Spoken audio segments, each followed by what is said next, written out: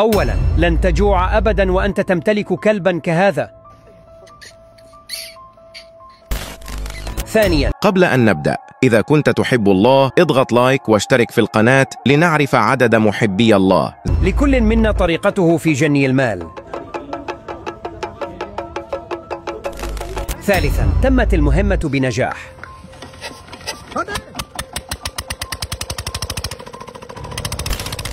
رابعا، هل يعلم أحدكم ما نوع هذه الوظيفة بحق الله؟